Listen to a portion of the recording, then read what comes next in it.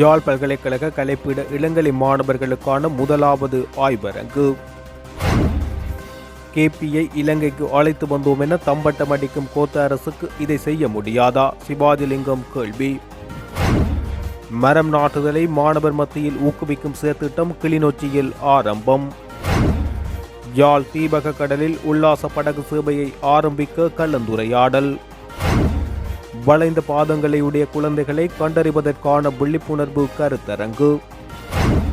சீனாவின் நரித்தந்திரம் 4 மடங்கு அதிக வட்டி விகிதத்தில் கடன் பெறும் இலங்கை உள்ளிட்ட நாடுகள். முடிந்தால் மாகாண சபை தேர்தலை நடத்துங்கள், அரசுக்கு சவால் விடும் ஐக்கிய மக்கள் சக்தி. பின்னணியில் நடந்த சூழ்ச்சி, ரகசிய தேடலில் இறங்கினார் ஜனாதிபதி கோட்டபாய. 229 பில்லியன் ரூபாய் பணத்தை அச்சிட்டுள்ள அரசாங்கம், ஐக்கிய மக்கள் சக்தி தகவல். அரச ஊழியர்கள் 65 வயது வரை பணியாற்ற வேண்டும், சுற்றறிக்கை வெளியானது. 18 பிரதான நீர்த்தேக்கங்களின் நீர்மட்டம் அதிகரிப்பு, மக்களுக்கு எச்சரிக்கை. கோட்டபாய அரசாங்கத்துக்கு தெற்கு மக்கள் சரியான பாடம் புகட்ட வேண்டும், சாணக்கியன் தெரிவிப்பு. மாநகர முதல்வரால் ஆளுநருக்கு எதிராக வழக்கு தாக்கல். சமையல் எரிவாயு தட்டுப்பாடால் அழிவடையும் காடுகள். அதிகளவான பெண்களை கூட்டி ஜால காட்டுக்குள் நடந்த ஜாகம், இளம் இராஜாங்க அமைச்சர் ஒருவரின் செயல் அம்பலம். திருமலை எண்ணெய் தாங்கி உடன்படிக்கைக்கு எதிராக நீதிமன்றம் செல்லும் எல்ஏ குணவம்ச தேரர். 1 கிலோ அரிசி 300 ரூபாய் வரை அதிகரிக்கக்கூடிய சாத்தியம். இந்திய உயர்ஸ்தானிகர் ஆலயம் மீது தாக்குதல் தொடர்பில் தகவல், அரசியல் ஆய்வாளருக்கு தொடர்ந்தும் விளக்கமறியல். கோட்டபாய தொடர்பில் ரணில் விடுத்துள்ள முக்கிய கோரிக்கை.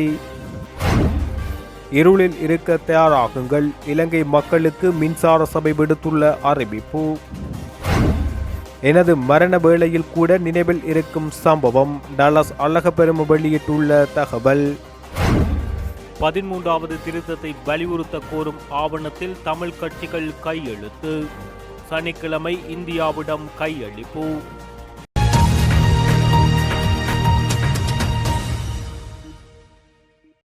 தமிழ் மக்களின் இனப்பிரச்சினைக்கு தீர்வாக சமஷ்டி அடிப்படையிலான தீர்வை அமுல்படுத்த வேண்டும். அதுவரை ஏற்கனவே சட்டத்தில் உள்ள 13வது திருத்தத்தை முழுமையாக அமுல்படுத்த கோரும் ஆவணத்தில் தமிழ் கட்சிகள் கையெழுத்திட்டன. ரா சம்பந்தன், விக்னேஸ்வரன், சித்தார்த்தன், செல்வம் அடைக்கலநாதன், சுரேஷ் பிரேமச்சந்திரன், என் ஸ்ரீகாந்தா ஆகியோர் இதுவரை கையெழுத்திட்டுள்ளனர். மாவை சேனாதிராசா நாளை கையெழுத்திடுவார் என தெரிவிக்கப்பட்டுள்ளது. 22ஆம் தேதி தமிழ் கட்சிகளின் கூட்டம் கொழும்பு குளோபல் டவர் மண்டபத்தில் நடந்தபோது வரையப்பட்ட ஆவணத்திலேயே இப்பொழுது கட்சித் தலைவர்கள் கையெழுத்திட்டுள்ளனர். இந்த ஆவணத்தில் விக்னேஸ்வரன் முதலில் கையெழுத்திட்டுள்ளார். பின்னர் என் ஸ்ரீகாந்தா, சுரேஷ் பிரேமச்சந்திரன் ஆகியோர் கையெழுத்திட்டுள்ளனர். இன்று மாலை ரா சம்பந்தனின் வீட்டுக்கு ஆவணத்தை கொண்டு சென்ற சித்தார்த்தன், செல்வம் அடைக்கலநாதன் ஆகியோர் சம்பந்தனின் கையெழுத்தையும் பெற்றுள்ளனர். தற்போது யாழ்ப்பாணத்தில் தங்கியுள்ள மாவை சேனாதிராசா நாளை கொழும்பு சென்று ஆவணத்தில் கையெழுத்திடுவார். எதிர்வரும் சனிக்கிழமை ரா சம்பந்தன் தலைமையிலான குழுவினர் கொழும்பில் உள்ள இந்திய தூதரிடம் இந்த ஆவணத்தை கையளிப்பார்கள். இதேவேளை இந்த ஆவண தயாரிப்பு முயற்சியில் மும்முரமாக செய்யப்பட்ட மனோ கணேசன் கடைசி நேரத்தில் கையெழுத்திட மறுத்துள்ளார். தமிழ் முற்போக்கு கூட்டணியின் மத்திய குழு கூட்டம் இடம்பெற்ற போது ஆவணத்தில் கையெழுத்திடுவதில்லை என முடிவானதாக தெரிவிக்கப்பட்டுள்ளது. இந்திய இலங்கை உடன்படிக்கையை அமுல்படுத்துமாறு தமது கட்சி கொள்கையை மீறி கையெழுத்திட முடியாது என ரவூப் ஹக்கீமும் முன்னதாக தெரிவித்திருந்தமை குறிப்பிடத்தக்கது. யாழ்ப்பாண பல்கலைக்கழக கலைப்பிட இளங்கலை மாணவர்களுக்கான முதலாவது ஆய்வரங்கு எதிர்வரும் 10ஆம் தேதி யாழ் பல்கலைக்கழக கைலாசபதி கலையரங்கில் இடம்பெறவுள்ளது. சமத்துவம், சமநீதி மற்றும் அபிவிருத்திக்கான மானுடவியல் சமூக விஞ்ஞானம் என்னும் துணிப்பொருளில் முன்னெடுக்கப்படும் இந்த ஆய்வரங்கில் கடந்த வருடம் கலைப்பட்டதாரிகளாக வெளியேறிய சுமார் 100 மாணவர்களின் ஆய்வுக் கட்டுரைகள் சமர்ப்பிக்கப்பட்டுள்ளன. நாட்டின் தற்போதைய சூழ்நிலைகளை கருத்தில் கொண்டு நிகழ்வுகளை நிகழ்நிலையிலும் ஒளிபரப்புவதற்கான ஏற்பாடுகளை யாழ் பல்கலைக்கழக துணைவேந்தர் ஊடகப் பிரிவு மேற்கொண்டுள்ளது. இந்த ஆய்வரங்கு தொடர்பில் மக்களுக்கு விளக்கமளிக்கும் ஊடக சந்திப்பு இன்று காலை யாழ்ப்பாண பல்கலைக்கழகத்தில் இடம்பெற்றது. இதன்போது கலைப்பீடாதிபதி ஊடகங்களுக்கு விளக்கமளித்தார். எமது பீடத்தில் நீண்ட காலமாகவே இத்தகையதொரு ஆய்வரங்கை நடத்த வேண்டும் எனும் எண்ணக்கருவாக்கம் இருந்த போதும் பல தவிர்க்க முடியாத பின்னணிகளில் இதுவரை அது சாத்தியமாகவில்லை. ஆனால் இன்று விதையிடப்படும் இவ்வாய்வரங்கு எதிர்காலத்தில் வருடம்தோறும் நடைபெற உள்ளதுடன் எமது இறுதியாண்டு மாணவர்கள் தமது ஆய்வு முடிவுகளை சமூக பரவலாக்கம் செய்யும் வாய்ப்பையும் வழங்கும். யாழ்ப்பாண பல்கலைக்கழக கலப்பீடத்தின் சமூகம் சார்ந்த பொறுப்பை பட்டதாரிகள் மட்டத்தில் நிறைவேற்றும் ஒரு தளமாக இவ்வாய்வரங்கு அமைகின்றது. அத்துடன் எமது பட்டதாரிகள் ஆய்வு கலாச்சாரத்துக்குள் தம்மை புகுத்திக் கொள்ளவும் இது துணை செய்யும். கலைப்பீடம் கற்றல், கற்பித்தல் மற்றும் ஆய்வு கலாச்சாரத்தில் காண்பித்து வரும் அதியுன்னதமான செயற்பாட்டுக்கு இவ்வாய்வரங்கு ஒரு முக்கிய தளமாக அமைகின்றது. ஆர்வமுள்ள எவரும் இவ்வாய்வரங்கில் பார்வையாளர்களாக கலந்து கொள்ள முடியும். குறிப்பாக பாடசாலைகளில் உயர் தரத்தில் கலைப்பிரிவில் கற்கும் மாணவர்கள் பங்கு பெற்றும் போது பல்கலைக்கழகங்கள் குறித்த அவர்களது சிந்தனை இன்னும் ஒரு படி மேலே மேம்படும். அத்துடன் பல்கலைக்கழகங்களின் ஆய்வு செயற்பாடுகள் குறித்து ஆர்வமுள்ள ஆற்றலாளர்களும் கலந்து கொள்வதனை வரவேற்கின்றோம். மாநாட்டின் பின்னர் பகிர்ந்து கொள்ளப்படும் பின்னூட்டல்கள் அடுத்த தடவை மாநாட்டை இன்னும் சிறப்பாக செய்ய வழி செய்யும். அந்த வகையில் அனைவரையும் இந்த மாநாட்டு தலைவர் எனும் அடிப்படையில் வரவேற்கின்றேன். இந்த நிகழ்வானது பல்கலைக்கழக இணைய வழியினூடாகவும் முகநூல் ஊடாகவும் நேரலையாக ஒளிபரப்பு செய்யப்படும் என்பதனையும் தெரிவித்துக் கொள்கின்றோம். யாழ்ப்பாணம் தீபக கடலில் உல்லாச படகு சேவை ஆரம்பிக்க உள்ள நிலையில் அது தொடர்பிலான கலந்துரையாடல் ஒன்று நேற்றிரவு யாழ்ப்பாணத்தில் இடம்பெற்றது.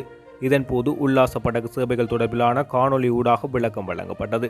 இந்நிகழ்வில் வடக்கு மாகாண ஆளுநர் ஜீவன் தியாகராஜா, இலங்கை கப்பல் கூட்டுத்தாபனத்தின் தலைவர் எஸ் பீரமன், பைன் லங்கா நிறுவனத்தின் தலைவர் பிரின்ஸ், முகாமைத்துவ பணிப்பாளர் குசல ராஜபக்ச, சிவில் விமான சேவைகள் ஒப்பந்தக்காரர் எஸ் மனோகரன், இராணுவ போலீஸ் அதிகாரிகள் மற்றும் துறை சார்ந்த உத்தியோகத்தர்கள் என பலரும் கலந்து கொண்டிருந்தனர்.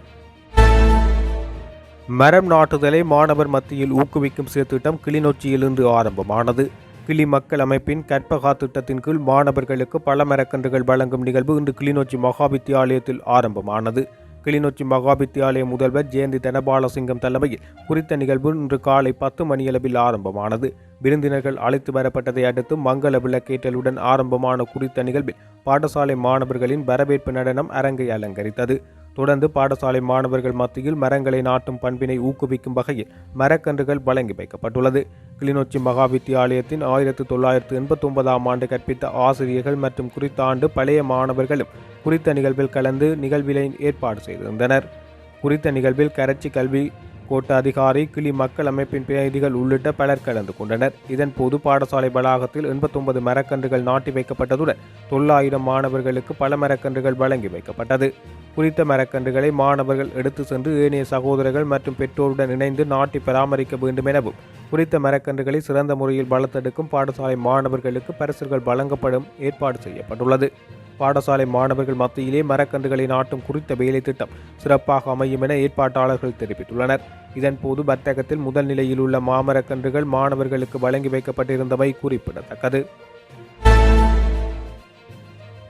உலகின் ஏழ்மையான நாடுகளுக்கு கடன் வழங்கும் நடைமுறைகள் தொடர்பில் சீனா விமர்சனங்களை எதிர்கொள்கின்றது. சீனாவிடம் கடனை பெற்ற நாடுகள் கடனை திருப்பி செலுத்த முடியாமல் அவர்கள் தவிப்பதாகவும், இதன்போது சீன அரசாங்கத்தின் அழுத்தத்தால் பாதிக்கப்படுவதாகவும் குற்றம் சாட்டப்பட்டுள்ளது. எனினும் சீனா இதனை நிராகரிக்கின்றது. மேற்கு நாடுகள் தமது செல்வாக்கை கெடுக்கும் வகையில் இந்த குற்றச்சாட்டை சுமத்துவதாக சீனா தெரிவித்து வருகின்றது. எந்த ஒரு நாடும் தம்மிடம் பெற்ற கடன் காரணமாக கடன் பொறிக்குள் சிக்கவில்லை என சீனா தெரிவித்துள்ளது. உலகின் மிகப்பெரிய ஒற்றை கடன் வழங்கும் நாடுகளில் சீனாவும் ஒன்றாகும். குறைந்த மற்றும் நடுத்தர வருமானம் கொண்ட நாடுகளுக்கான அதன் கடன்கள் கடந்த 10 ஆண்டுகளில் 3 மடங்காக அதிகரித்து 2022ஆம் ஆண்டின் இறுதியில் இந்த கடன் வழங்கல் $170 பில்லியன் எட்டியுள்ளது. எவ்வாறாயினும் சீனாவின் ஒட்டுமொத்த கடன் பொறுப்புகள் இந்த புள்ளி விவரங்கள் குறிப்பிடுவதை விட கணிசமான அதிகமாக காணப்படும் என அமெரிக்காவின் வில்லியம் மேரி பல்கலைக்கழகத்தில் உள்ள சர்வதேச மேம்பாட்டு அமைப்பான எடிட் டேட்டா தெரிவித்துள்ளது. வளரும் நாடுகளுக்கு சீனா வழங்கும் கடனில் பாதி உத்தியோகபூர்வ கடன் புள்ளி விவரங்களில் தெரிவிக்கப்படவில்லை என்பதை அந்த பல்கலைக்கழகம் கண்டறிந்துள்ளது. இது பெரும்பாலும் அரசாங்கத்திடமிருந்து அரசாங்கத்துக்கு நேரடியாக இல்லாமல் அரசுக்கு சொந்தமான நிறுவனங்கள் மற்றும் வங்கிகள், கூட்டு முயற்சிகள் அல்லது தனியார் நிறுவனங்களுக்கு அனுப்பப்படுகின்றது. சீனாவின் கடன் தொடர்பில் எடிட் டேட்டா நிறுவனம் தகவல்களை வெளியிட்டுள்ளது. இதன்போது 40க்கும் மேற்பட்ட குறைந்த மற்றும் நடுத்தர வருமானம் கொண்ட நாடுகளுக்கு சீனா கடன்களை வழங்குகின்றது. ஜிபுட்டி, லாவோஸ், சாம்பியா மற்றும் கிர்கிஸ்தான் ஆகிய நாடுகள் தமது வருடாந்த மொத்த உள்நாட்டு உற்பத்தியை குறைந்தபட்சம் 20% சமனான தொகையை சீனாவுடனான கடன்களாக கொண்டுள்ளது. இறுதியாக 2017ஆம் ஆண்டில் மேலும் சீன முதலீட்டுக்கு ஈடாக துறைமுகத்தில் 70% கட்டுப்பாட்டில் உள்ள சீன வணிகர்களுக்கு துறைமுகத்தை 99 ஆண்டு குத்தகைக்கு வழங்க இலங்கை இணக்கம் வெளியிட்டது. இதேவேளை லண்டனை தளமாக கொண்டு சிந்தனை குழுவான சாதம் ஹவுஸ் துறைமுக திட்டத்தை பற்றிய பகுப்பாய்வு கடன்பொறி விபரிப்பு கண்டிப்பாக பொருந்துமா என்ற கேள்வி இதன்போது எழுப்பப்பட்டது. ஏறக்குறைய 4% கடன்கள் உலக வங்கி அல்லது பிரான்ஸ் அல்லது ஜெர்மனி போன்ற தனிப்பட்ட நாடுகளின் வழக்கமான கடனை விட 4 மடங்கு அதிகம். ஒரு சீன கடனுக்கு தேவையான திருப்பிச் செலுத்தும் காலம் பொதுவாக 10 ஆண்டுகளுக்கு குறைவானது. ஏனைய நாடுகளுக்கு சலுகை கடன்கள் 28 வருடங்களில் திருப்பி செலுத்தும் அடிப்படையில் வழங்கப்படுகின்றமை குறிப்பிடத்தக்கது. 5000 ரூபாவை வழங்கி மக்களை ஏமாற்றி தேர்தலுக்கு செல்ல முயற்சிக்கும் அரசாங்கத்துக்கு முடிந்தால் மாகாண சபை தேர்தலை நடத்துமாறு சவால் விடுப்பதாக ஐக்கிய மக்கள் சக்தியின் பாராளுமன்ற உறுப்பினர் ரஞ்சித் மத்தும பண்டார தெரிவித்துள்ளார். மாகாண சபை தேர்தல் வெற்றியுடன் ஐக்கிய மக்கள் சக்தி சஜித் பிரேமதாசா தலைமையில் அரசாங்கத்தை அமைக்கும் வெற்றிகரமான பயணத்தை தொடங்கும் என அவர் கூறியுள்ளார். எதிர்க்கட்சி தலைவரின் அலுவலகத்தில் இன்று இடம்பெற்ற செய்தியாளர் சந்திப்பில் ரஞ்சித் மத்தும பண்டார இதனை தெரிவித்துள்ளார். ஊழல் மோசடிகளில் தொடர்பில்லாத நேர்மையான மக்கள் மீது அனுதாபம் கொண்ட அணியினர் சஜித் பிரேமதாசா தலைமையிலான ஐக்கிய மக்கள் சக்தியை சுற்றி ஒன்று கூடி வருகின்றனர். தொழிற்சங்க இணையமைப்புகளை வலுப்படுத்தி எதிர்கால தேர்தலை சந்திக்க ஐக்கிய மக்கள் சக்தி தயாராக இருக்கின்றது என மத்தும பண்டார குறிப்பிட்டுள்ளார். அரசாங்கம் வரவு செலவு திட்டம் நிறைவேற்றப்பட்டு ஒரு மாதத்துக்கு முன்னர் 229 பில்லியன் ரூபாய் பெறுமதியான நிவாரண பொதியை வழங்க அரசாங்கத்துக்கு எங்கிருந்து வருமானம் கிடைத்தது என ஐக்கிய மக்கள் சக்தி கேள்வி எழுப்பியுள்ளது. இதற்கான தொகையை செலவிட அரசாங்கத்திடம் நிதி இல்லை என அரசாங்கம் பணத்தை அச்சிட்டுள்ளதாக ஐக்கிய மக்கள் சக்தியின் பாராளுமன்ற உறுப்பினர் SM மரிகார் குற்றம் சாட்டியுள்ளார். எதிர்க்கட்சி தலைவரின் அலுவலகத்தில் இன்று முற்பகல் இடம்பெற்ற செய்தியாளர் சந்திப்பில் அவர் இதனை தெரிவித்துள்ளார். வரவு செலவு திட்டம் நிறைவேற்றப்பட்டு ஒரு மாதம் முடிவடைவதற்குள் 229 பில்லியன் ரூபாய் பெறுமதியான நிவாரண பொதியை வழங்குகின்றனர். பொருளாதார கஷ்டம், பொருட்களின் விலை அதிகரிப்பு, வாழ்க்கை செலவு அதிகரிப்பு என்பன ஏற்பட்டுள்ள நேரத்தில் இப்படியான நிவாரணத்தை வழங்குவது சிறந்தது என சிலர் கூறலாம். மக்களுக்கு நிவாரணத்தை வழங்குவதற்காக வருமானம் எங்கிருந்து கிடைக்கப் போகின்றது என செய்தியாளர்கள் நிதியமைச்சரிடம் கேட்டபோது அவரால் அதனை கூற முடியவில்லை. வருமானமின்றி பணத்தை அச்சிட்டு நிவாரணம் வழங்கினால் பணவீக்கம் அதிகரிக்கும். பணவீக்கம் அதிகரித்தால் பொருட்களின் விலை மேலும் அதிகரிக்கும். பொருட்களின் விலைகள் அதிகரித்தால் இந்த 5000 ரூபாய் போதுமா என்ற கேள்வி எழும். இப்படியான சூழ்நிலையில் ரூபாய் மதிப்பிழந்து எதிர்காலத்தில் ஆப்பிரிக்க நாடுகள் போன்று பணத்தை வீல்பரோ வண்டிகளிலே கொண்டு செல்ல நேரிடும் என மரிகார் குறிப்பிட்டுள்ளார். ஆரியகுளம் புனரமைப்பில் சமய உரிமை மீறல் இடம்பெற்றுள்ளதாகவும் ஆரியகுளம் உரிமம் தொடர்பிலும் வடக்கு மாகாண ஆளுநரினால் மாநகர ஆணையாளருக்கு கடிதம் ஒன்று அனுப்பி வைக்கப்பட்டது. இக்கடிதத்தினை தொடர்ந்து பல்வேறு சர்ச்சைகள் ஏற்பட்டுள்ளது. இந்நிலையில் இது தொடர்பாக ஜாழ் ஊடக மையத்தில் சிவாஜிலிங்கத்தினால் ஊடகவியலாளர் சந்திப்பொன்று மேற்கொள்ளப்பட்டது. KP பத்மநாதனை இலங்கைக்கு அழைத்து வந்தோம் என தம்பட்டம் அடிக்கும் கோட்டபாய அரசினால் இதனை செய்ய முடியாதா என அவர் இதன் போது கேள்வி எழுப்பியுள்ளார். மேலும் அவர் அங்கு இது தொடர்பில் கருத்து தெரிவிக்கையில், இதை நீங்கள் வீணாக பிரச்சனை ஆக்க வேண்டாம், சர்ச்சை ஆக்க வேண்டாம். இந்த இல்லை, உங்களுக்கு பக்கத்திலே நாகவிகாரை இருக்கிறது, அங்கே போகின்றீர்கள், நாகதீபம் என்று நயனாதீபுக்கு போகிறீர்கள், வாருங்கள் போகுங்கள், பிரச்சனை இல்லை, அதுக்கு யாரும் அங்கே இடைஞ்சலாக இல்லை. இதுக்குள்ளே கொண்டு வந்து ஒரு ஆரிய மன்னர்களுடைய வரலாற்றாக இருந்த அந்த இடத்தை தொல்லியல் என்று சொல்கிறீர்கள். தொல்லியல் பெருமை மிக்கதிலே என்பது நீங்கள் மதத்தை கொண்டு வந்து வைக்கிறீர்கள். அதுவும் கூட பழக்கப்பட்டது. தொல்லியல் என்றால் அது பௌத்தம். அங்கே இப்பொழுது குருந்தூர் மலையிலே நீங்கள் தொல்லியல் என்று விட்டு மூடி வச்சுக்கொண்டு எல்லா விளையாட்டும் காட்டிக்கொண்டிருக்கிறீர்கள். இது உங்களுடைய வடமாகாணத்தினுடைய ஆளுகைக்கு உட்பட்ட விடயத்திலே உங்களுக்கு சரியாக தெரியவில்லையா? அல்லது சரி என்று நினைக்கிறீர்களா அல்லது தவறென்று நினைக்கிறீர்களா? இல்லை. ஏன் நெடுங்கணிக்கு பக்கத்திலே இருக்கக்கூடிய வெடுக்குநாரி மலைக்கு என்ன நடந்தது? பிராமிய எழுத்துக்கள் எல்லாம் இருக்கின்றன. தமிழ் மன்னர்கள் அங்கே ஆண்டதுக்கான வரலாறுகள் இருக்கின்றன. விடுதலை புலிகள் அதை பதுங்கு குழிகளாக கற்குகைகளை பாவித்திருக்கிறார்கள். இராணுவம் கைப்பற்றிய பின்னர் இராணுவம் கைப்பற்றியிருக்கிறார், இராணுவம் எழுதியிருக்கிறார்கள். பல ஆண்டுகளாக போர் முடிவடைந்த பின்னர் இந்த வழிபாடுகள் நடைபெற்று கொண்டிருந்தவர்கள் திடுதிடுப்பென்று வந்து பிடிக்கிறீர்கள். இதே போல தான் கிழக்கு மாகாணத்திலே அங்கே கந்தசாமி மலை தென்னமரவாடியிலே செய்கிறீர்கள். அங்கே இருந்த சிவலிங்கத்தினுடைய அந்த சிவபெருமானுடைய அல்லது முருகப்பெருமானுடைய அந்த அம்சங்கள் எல்லாம் பிடுங்கி வீசப்பட்டு யாரும் நுழைய முடியாது என்று போட்டுவிட்டு அடிவாரத்திலே நீங்கள் பௌத்த கோயிலை கட்டுகிறீர்கள். இது எந்த விதத்திலே நியாயம்? மற்றது குச்சவெளி பிரதேச சபையிலே 34 விகாரைகளை கட்டுவதற்கான முயற்சிகள் தற்காலிகமாக இடைநிறுத்தப்பட்டிருக்கிற நீதிமன்றத்தில் சென்ற காரணத்தால். கன்னியா வெந்நீர் ஊற்றில் நடந்தது என்ன? வெந்நீர் ஊற்று நீங்கள் வெந்நீர் ஊற்றினீர்கள் எங்களுடைய அகத்திய சுவாமிக்கு. அதுவும் எச்சில் கோப்பி தண்ணி ஊற்றப்பட்டது. கன்னியா வெந்நீர் ஊற்றுன்றதுக்கு இந்து மத ஆகம தலைவருக்கு செய்த வேலை. இதே போல் மட்டக்களப்பிலே, திருகோணமலையிலே எத்தனையோ இடங்களிலே நீங்கள் செய்து கொண்டிருக்கிறீர்கள். தீகபாவி திட்டம் என்று சொல்லி பல்லாயிரக்கணக்கான ஏக்கர் நிலங்களை பௌத்த விகாரைக்கு பிடித்து, முஸ்லீம் மக்களுடைய, தமிழ் மக்களுடைய பிடித்து அடாவடி பண்ணி கொண்டிருக்கிறீர்கள். இவ்வாறு இருக்கின்ற பொழுது இந்த குளத்தின் வரலாறு எடுத்தோமாக இருந்தால், எங்கே கொழும்பிலே கங்காராம விகாரை இருக்கிறது. அங்கே இந்த குளத்துக்கு நடுவே வைத்திருக்கிறார்கள். 1956 வரை அது ஒரு சின்ன தீவாக இருந்தது. சிங்கள தனிச்சிங்களன் சட்டம் வந்தவுடன் கந்தசாமி என்ற ஒரு தமிழர் ஓடிப்போய் நீந்தி போய் சென்று இனங்களுக்கு பாதுகாப்பு இல்லையாண்ட தீவிலே குந்தி இருந்ததாக வரலாறுகள் சொல்கின்றன. அப்பொழுது சில தென்னை மரங்களும் இதில் தான் இருந்தது. இன்றைக்கு நீங்கள் யாரை அமைத்திருக்கிறீர்கள்? யார் அதை கேட்டது? அதுக்கு கொழும்பு மாநகர சபையுடைய பரிபாலனத்துக்குள்ளே இருக்குது என்று நீங்கள் விகாரையை கட்டியிருக்கிறீர்கள். மிகப்பெரிய உற்சவம் நடைபெறுகிறது. அது உங்களோட விருப்பம். அதிலே நாங்கள் திராட விரும்பவில்லை. அப்படி என்றால் கண்டி வாவி என்ன நடக்கிறது? கன்னிச்சாமி என்ற கடை சிறு விக்ரமராசிங்கர் ஆண்டாண்டு நாங்களுடைய அந்த கண்டி வாவிக்குள்ளே பிள்ளையா கோயில் கட்ட நடுவுக்குள்ளே விடுவீங்களோ? நீங்கள் கேட்க விரும்புகிறோம் இல்லை. அவே அது அங்கால பக்கத்தில் தலதாமாளியே இருக்குன்னா அந்த கௌரவம் இருக்கட்டும், அது வாவியாக இருக்கட்டும். அதை விடுத்து யாருக்கு சொந்தம்? அப்போ சேர் அழுறா மனந்தான் யார் அழுறது? நீங்கள் மத்திய அரசாங்கமாக வந்து அள்ளுவியல். ஏன்னா உங்கள்கிட்ட தானே எல்லாத்துக்கும் காசு இருக்கே. உங்களுக்கு 14 MST, நான் நினைக்கல இங்கே யாருக்கும் 14 MST உண்டு. 6-7 டிரைவர்ஸ், ஆளணிகள், பட்டாளங்கள். அந்த பட்டாளத்துக்கான மாதாந்த சாப்பாட்டு செலவட்டு சுமார் 8 லட்சம் ரூபா. ஆளுநருடைய அந்த வருடாந்த எரிபொருள் காசு 58 லட்சம் ரூபா. அவருக்கு தனியாக டிஷர்ட்டுக்கு எவ்வளவோ காசு, 6000-7000 ரூபா. அவர் தனியாக டிஷர்ட் போடணுமா? இதெல்லாம் மாகாண சபை மக்களுடைய வரிப்பணம். தமிழ் மக்களுக்கு எதிரான யுத்தத்திற்கு பெருமளவு கடன் பெறப்பட்டமையால் தான் இலங்கை பாரிய கடனாளியாக இருப்பதாக இப்பொழுது கருத்துக்கள் முன்வைக்கப்படுகின்றன.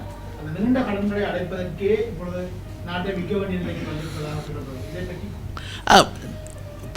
போர் நடைபெற்ற காலத்திலே இலங்கையுடைய பொருளாதாரம் சின்னாபின்னமாகியது. போருக்காக கோடானு கோடி இலவசமாக இவர்களுக்கு கிடைத்தது, நன்கொடையாக கிடைத்தது. அதே போல் கடனாக பெற்றார்கள்.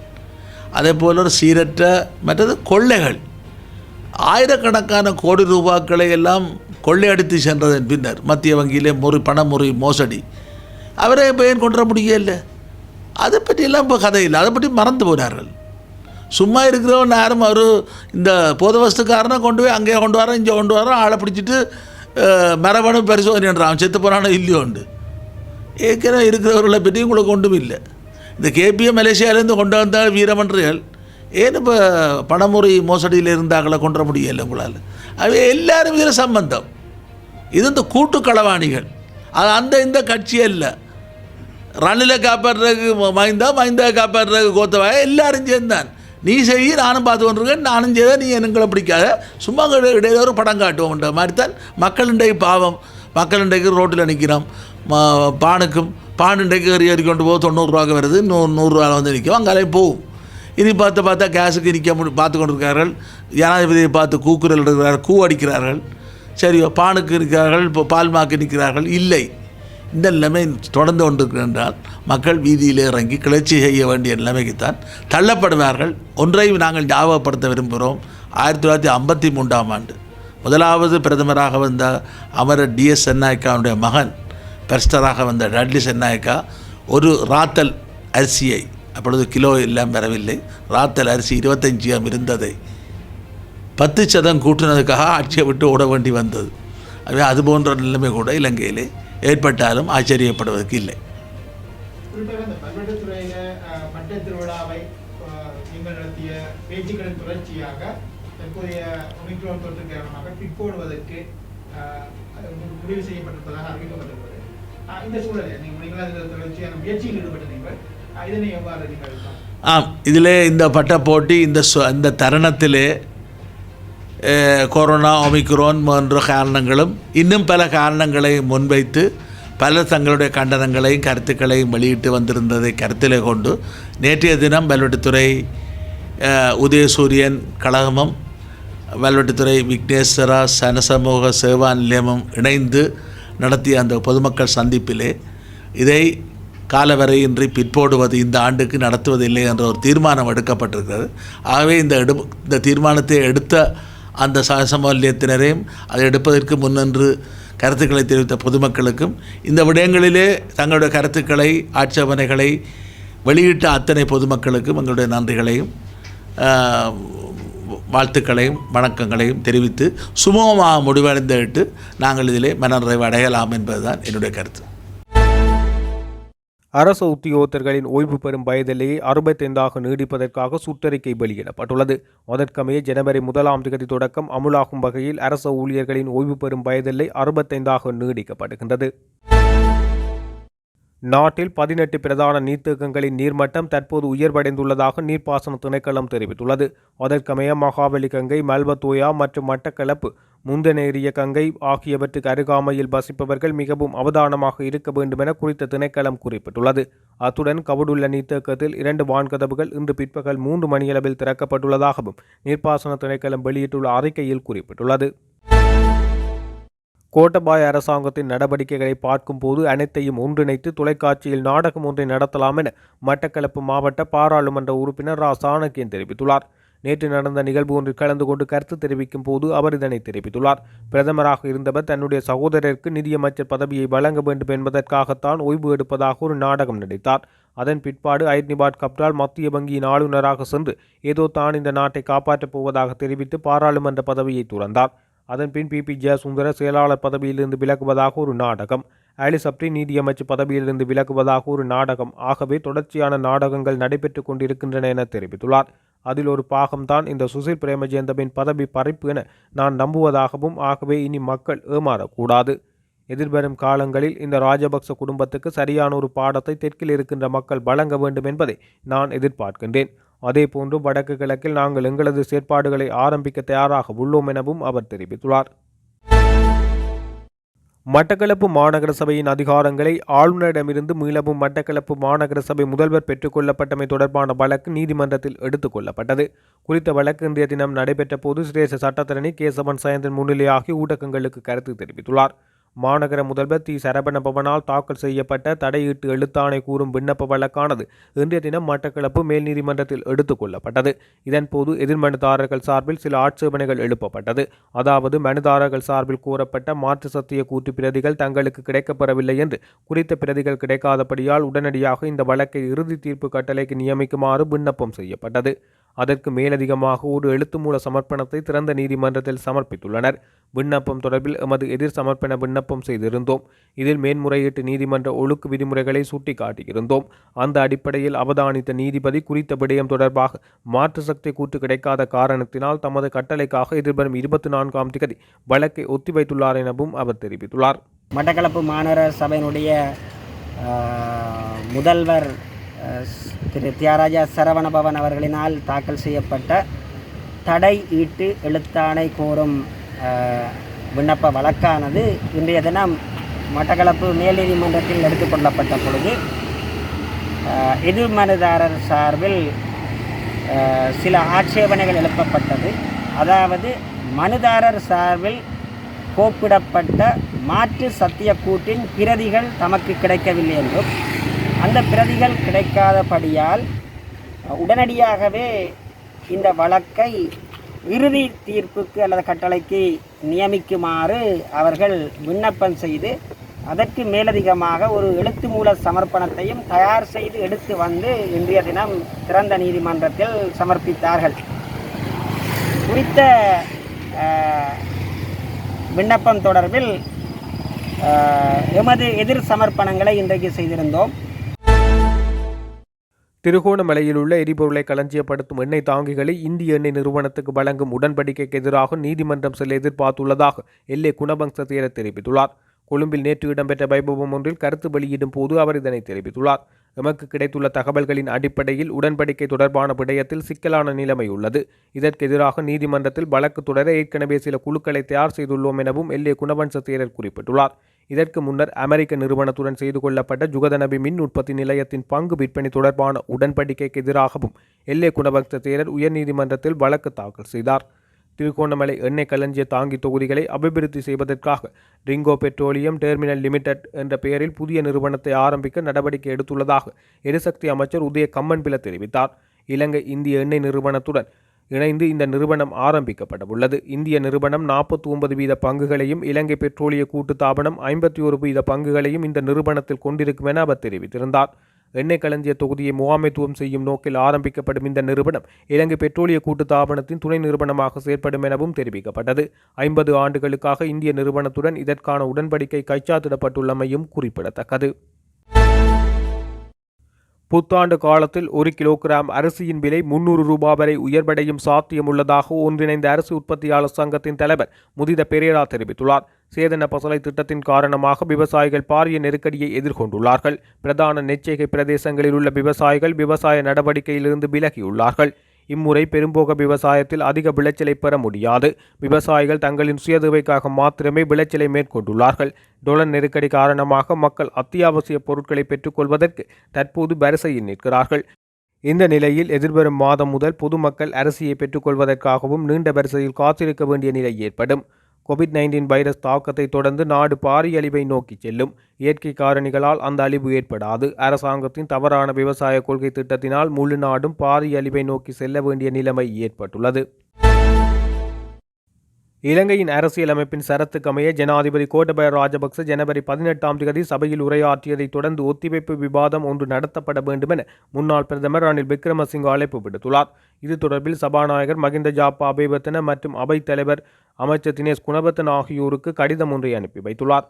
1978 அரசியலமைப்பு நடைமுறைக்கு வந்ததிலிருந்து இலங்கையில் பின்பற்றும் நடைமுறையாகும் என அவர் சுட்டிக்காட்டியுள்ளார்.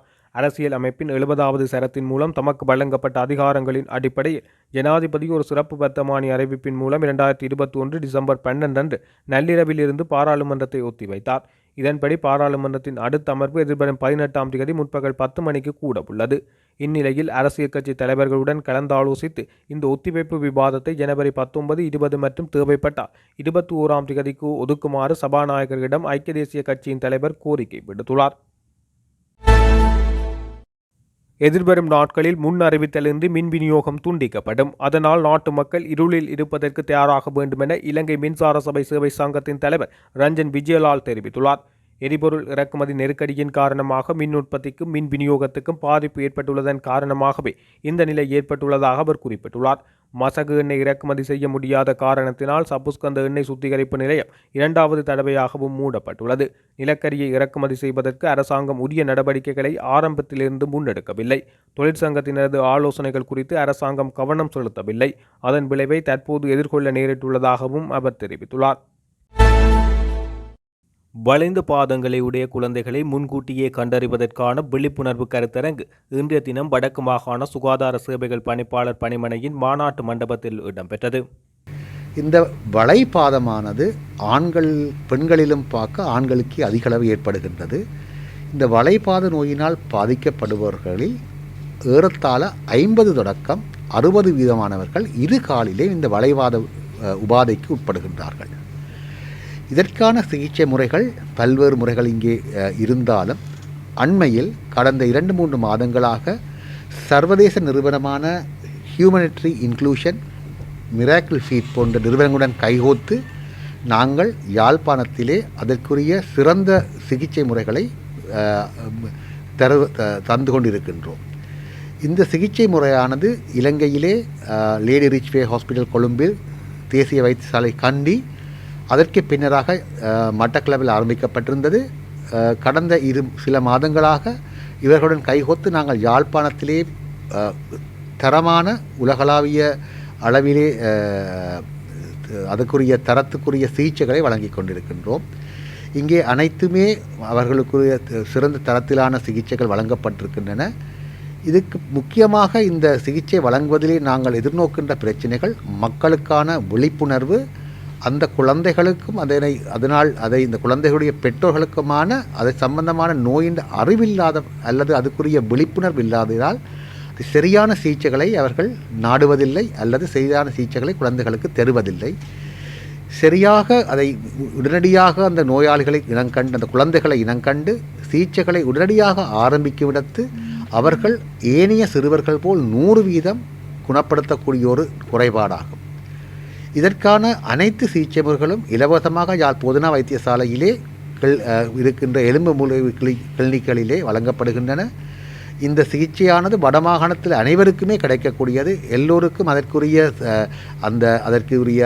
போடுகின்ற அந்த பிஓபி அல்லது மார்க்கெட்டிலிருந்து அதற்கான சப்பாத்துக்கள், அதுக்கான அந்த நோயாளி அந்த குழந்தைகளுக்குரிய அறிவுறுத்தலுக்கான சில துண்டு பிரசுரங்கள், அதை பராமரிக்கின்ற முறைகள் சம்பந்தமான கையேடுகள் என்ன போன்றவற்றை நாங்கள் இங்கே குழந்தைகளுக்கும் அது தாய்மார்களுக்கும் வழங்கி கொண்டிருக்கின்றோம்.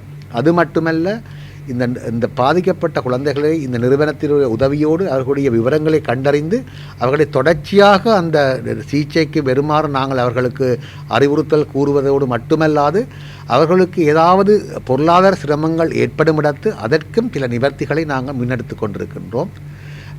மக்களுக்கு இது பொதுவாகவே ஒரு மூட நம்பிக்கையாகவோ அல்ல ஒரு பயமான நினைவுகளாகவோ இதுவரை காலமும் இருந்தது.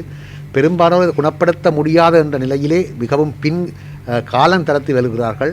காலம் கடந்து வந்தவர்கள் பலருக்கு கூட நாங்கள் இந்த சிகிச்சைகளை வெற்றிகரமாக செய்து கொண்டிருக்கின்றோம். உங்களில் யாராவது ஒருவரோ அல்லது உங்களில் அயலவர் யாராவது இருப்பதோ உடனடியாக அவருக்கு அறியத்தாருங்கள். யாழ் போதனா வைத்தியசாலையிலே தினமும் இந்த கிளினிக்கள் நடைபெறுகின்றன. குறிப்பாக செவ்வாய், புதன், வியாழன், வெள்ளி 4 நாட்கள் கிளினிக்களில் நீங்கள் வெறுமல்கள் உடனடியாக பதியப்பட்டு அதுக்கான சிகிச்சைகள் ஆரம்பிக்கப்படும். அது மட்டுமல்லாது அந்த சிகிச்சைகளுக்கு உங்களுக்கு வழங்கும் பொழுது அதற்கு வழங்குநர்களுக்கான பயிற்சிகள் பட்டறைகளும் நாங்கள் இங்கே செய்ய போகின்றோம். சிலர் பயிற்சி பெற்று இருக்கின்றார்கள். இதனால் யாழ் மாவட்டத்தில் மட்டுமல்ல மற்ற மாவட்டங்களில் வருகின்ற எலும்பு முறிவு சைத்திய நிபுணர்களையோ அவர்களுடைய குழாத்தில் வேலை செய்கின்ற தாதியர் மற்றும் வைத்தியர்கள் மற்றும் உத்தியோகர்கள் அனைவருக்கும் இதற்கான ட்ரைனிங் பயிற்சிகள் நாங்கள் வழங்க இருக்கின்றோம். இதன் மூலம் வடமாகாணம் முழுவதும் அதற்கான தரமான சிகிச்சை முறைகளை நாங்கள் கொடுக்கக்கூடியதாக இருக்கும் என்று நம்புகின்றோம். இதற்கு உங்களுடைய ஒத்துழைப்பு தேவையை, ஏனெனில் முக்கியமாக இதனுடைய முக்கியமான பிரச்சனை என்னவென்றால் இந்த குழந்தைகளை கண்டறிந்து அவர்களுக்கு கிழமைக்கு ஒரு தடவை நாங்கள் இந்த பிஓபியை போட்டு 5-7 பிஓபி போட்டு அதற்கு பின்னர் சிறியோர் சத்த சிகிச்சை செய்த பின்னர் அவர்களுடைய சப்பாத்துக்களை அணிந்தன் மூலம் மீண்டும் வராமல் தடுப்பதோடு மட்டுமல்லாது 100% குணமடையக்கூடிய சந்தர்ப்பங்கள் இருக்கின்றன. பலருடைய பல்வேறு காரணங்களாகவும் அவர்களுடைய பொருளாதார ரீதியாக இருக்கலாம், அல்லது அவருடைய அறிவின்மையாக இருக்கலாம், அல்லது பல்வேறு குடும்ப சூழ்நிலைகளாக இருக்கலாம். பலர் அதை பூரணமாக இந்த சிகிச்சைகளை மேற்கொள்வதில்லை. 1-2 பிஓபிகளுடன் அவர்கள் காணாமல் போவதோ அல்லது 2 மாதம் செய்த பின்னர் மீண்டும் வராமல் ஒரு சந்தர்ப்பங்களோ ஏற்படுகின்றன. இந்த சிகிச்சை முறைகள் மிகச்சிறந்ததாக போதனா வைத்தியசாலைகளும் ஏனைய அரசாங்க வைத்தியசாலைகளும் விஸ்தரிக்கப்பட உள்ளன வடமாகாணத்திலே. ஆகவே நீங்களோ உங்கள் குடும்பத்தினரோ அல்லது அயலவர்களோ தெரிந்தவர்களோ ஆறாவது இருந்தால் அவர்களை உடனடியாக பெரிய ஆஸ்பத்திரிக்கு அண்மையில் இருக்கின்ற போதனா வைத்தியசாலைக்கோ அல்லது யாழ்ப்பாணம் போதனா வைத்தியசாலைக்கோ செல்லுமாறு கூறுங்கள். இதுக்கு மேலதிகமாக வைத்தியர் டாக்டர் கேதீஸ்வரன் அவர்கள் சொன்னது போல் வடமாகாணத்தில் இருக்கின்ற ஆரம்ப சுகாதார உத்தியோகர்கள் மற்றும் எம்ஓஹெச் அவர்கள் ஊடாக விழிப்பு கருத்துணர்வுகளை அவர்களுக்கு மூட்டி அந்த ஆரம்ப குடும்ப நல உத்தியோகர்கள் சென்று அந்த குழந்தைகளை கண்டறிந்து அவர்களும் எங்களுக்கு அந்த குழந்தைகளை தொடர்ச்சியான பராமரிப்புக்கு உதவி செய்வார்கள். இந்த சர்வதேச தரத்திலான அந்த சிகிச்சை முறைகளை நாங்கள் இங்கே வழங்கி கொண்டிருக்கின்றோம். அதை உங்கள் மக்களுக்கு எடுத்து சொல்வதற்காகவே முக்கியமாக இந்த நிகழ்வு நாங்கள் ஒழுங்கு செய்திருக்கின்றோம். குழந்தைகள் பிறக்கும் பொழுது குழந்தையுடைய பாதத்தில் வளைவு காணப்படும். இது சில வேளை வயிற்றினுள் குழந்தைகள் இருக்கும் பொழுது அவர்கள் எவ்வாறு அந்த கால்கள் இருந்ததோ அதன் விளைவாகவும் இருக்கலாம். ஆனாலும் சிறிதளவு சந்தேகம் இருந்தாலும் உடனடியாக நீங்கள் குடும்ப நல உத்தியோகத்திடமோ அல்லது ஆரம்ப சுகாதார பணிமனையிடமோ கண்டு காட்டினால் அவர்கள் ஊடாகவும் நம்மை அணுகலாம். அல்லாவிடின் நேரடியாகவும் நம்முடைய எலும்பு முறிவு சத்த சிகிச்சை கிளினிக்களுக்கு வரக்கூடியதாக இருக்கும். இதற்கான காரணம் என்று 100% கண்டறியப்படவில்லை. பொதுவாக பரம்பரையியல் காரணிகளாகவும் சந்தேகிக்கப்படுகின்றது. அதற்கு மேலதிகமாக அவருடைய தசைகள் வளர்ச்சியில் ஏற்படுகின்ற சில வித்தியாசங்கள் ஒரு தசையை நீட்டாகவும் மற்ற தசையை குறுகாகவும் வளர்த்தால் காதங்களில் வளைவு ஏற்படுகின்றன. யாழ தேசிய பூங்காவின் வனப்பகுதியில் அதிகளவான பெண்களை கூட்டி ஜாகம் ஒன்று மேற்கொள்ளப்பட்டதாக தெரிவிக்கப்பட்டுள்ளது. இந்த ஜாகத்தினை இலங்கை அரசாங்கத்தின் அங்கம் வகிக்கும் இளம் இராஜாங்க அமைச்சர் ஒருவரால் மேற்கொள்ளப்பட்டுள்ளதாகவும் தெரிவிக்கப்பட்டுள்ளது. யாழ வனவிலங்கு பூங்காவில் ஒரு பிரதேசத்தில் கடந்த 4ஆம் தேதி இரவு இராஜாங்க அமைச்சர் ஜாகம் ஒன்றை நடத்தியுள்ளார். தந்தை வழியில் அரசியலுக்குள் பிரவேசித்த இந்த இராஜாங்க அமைச்சர் அடுத்த அமைச்சரவை மாற்றத்தின் போது பதவி உயர்வை எதிர்பார்த்து அல்லது வேறு ஒரு காரணத்துக்காக இந்த ஜாகத்தை நடத்தியதாக தெரிவிக்கப்படுகின்றது. இந்த ஜாகத்தில் பூசாரிகள், இராஜாங்க அமைச்சரின் தந்தை, சகோதரர்கள் சிலரும் குடும்பத்துடன் நெருக்கமான பெண்கள் கலந்து கொண்டுள்ளதாகவும் தெரிவிக்கப்பட்டுள்ளது. ஜாகத்தில் அதிகளவான பெண்களை கலந்து கொள்ள செய்வது ஜாகம் வெற்றி பெற உதவும் என பூசாரிகள் கூறியுள்ளதன் காரணமாகவே அந்த ஜாகத்தில் அதிகளவு பெண்கள் கலந்து கொண்டதாக தெரிவிக்கப்படுகின்றது. இந்த ஜாகம் அதிகாலை 2:30 வரை நடைபெற்றதாக தெரிவிக்கப்படுகின்றது. இது எப்படி இருந்த போதிலும் மாலை 6 மணிக்கு பின்னர் உள்நாட்டு மற்றும் வெளிநாட்டு சுற்றுலா பயணிகள் ஜால வனத்துக்குள் செல்ல வன ஜீவராசிகள் அலுவலக அதிகாரிகள் தடை விதித்திருந்தமை குறிப்பிடத்தக்கது.